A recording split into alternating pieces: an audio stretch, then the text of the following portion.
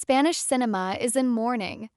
Actress Veronica Echegui passed away on Sunday, August 24th, at the age of 42. The Madrid-born actress passed away after a long illness, according to sources cited by El Mundo and later confirmed by Hola! Spain edition.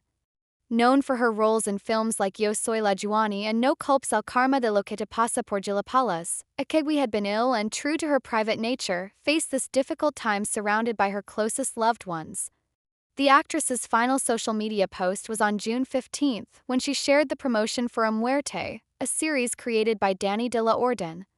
The story follows Cautious Raul, played by Jonah Margos, who, after being diagnosed with rare heart cancer and given little chance of survival, reconnects with Marta, played by Echegui, a free-spirited woman who has just discovered she is pregnant. Although the storyline may seem complex, it is actually a celebration of life, friendship, and love. Echegui received her first Goya Award nomination in 2006 for her role in the film Yo Soy la Juani, directed by Bigas Luna. 3 more nominations followed for the films Kathmandu, A Mirror in the Sky, Family United, and Exploda Exploda. However, it wasn't until 2022, during her work as a director, that she finally won the coveted prize. Her passing has left an irreplaceable void in Spanish culture, not only because of her talent as an actress and filmmaker but also because of the authenticity and charisma she brought into every role and every personal interaction. Born on June 16, 1982 in Madrid, Veronica Echegui grew up with dreams that didn't initially involve cinema. As a child, she often expressed curiosity about psychology, human behavior, and literature. Those around her recall that she had a sharp intellect and a gift for empathizing with others, traits that would later become part of her strength as an actress.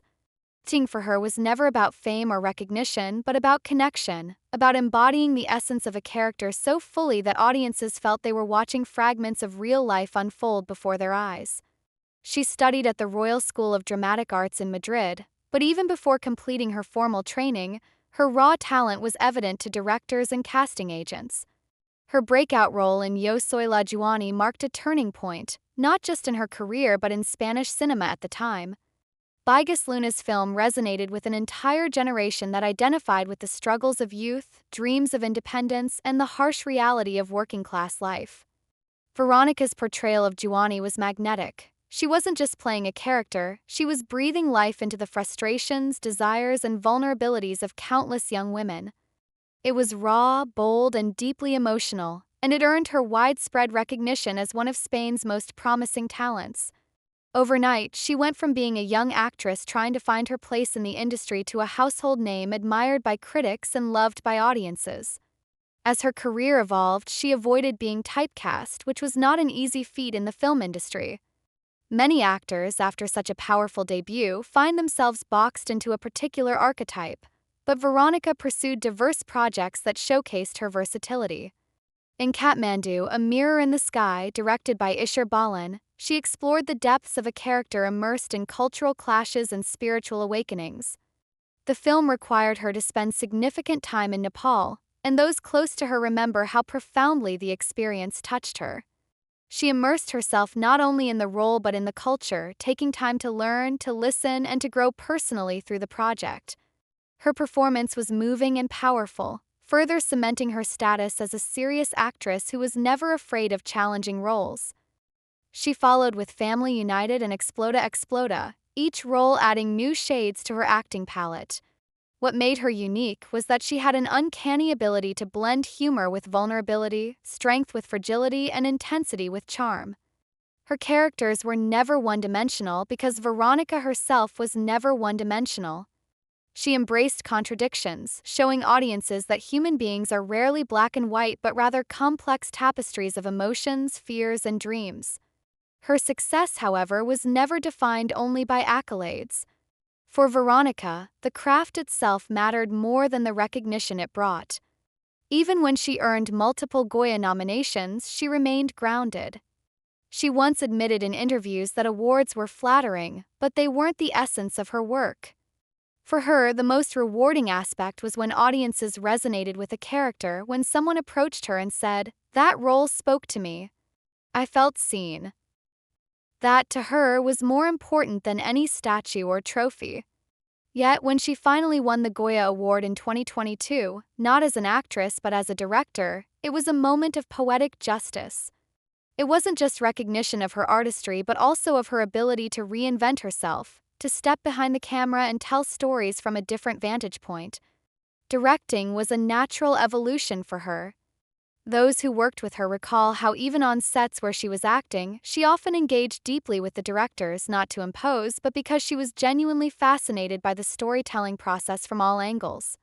She saw cinema not as separate departments but as a collective art where every detail mattered, from lighting to music, from editing to costumes.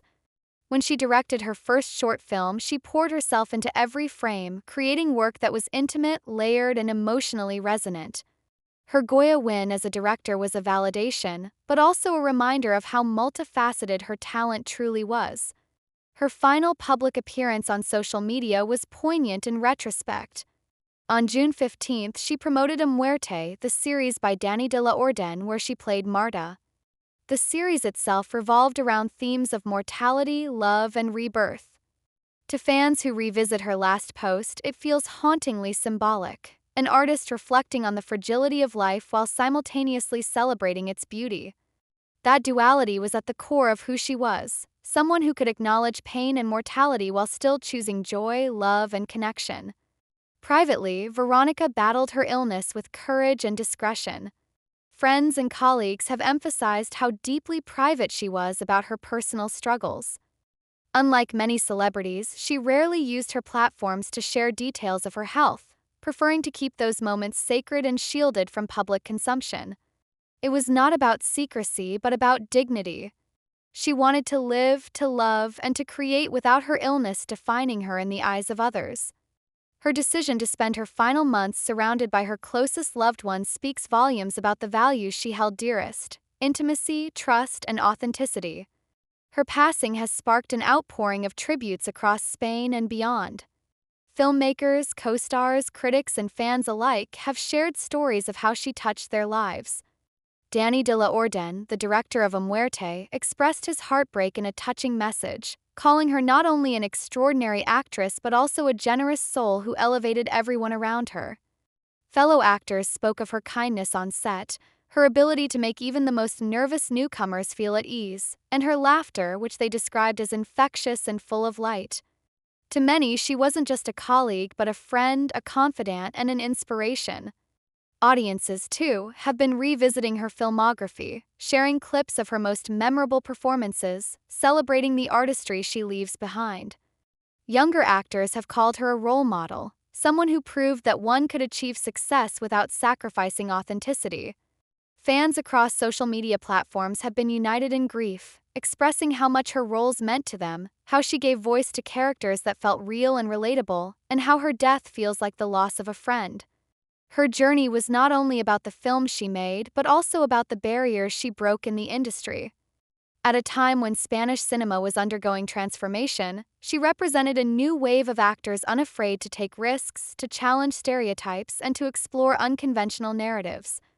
Her ability to move seamlessly between mainstream projects and more experimental films made her a bridge between different worlds of cinema.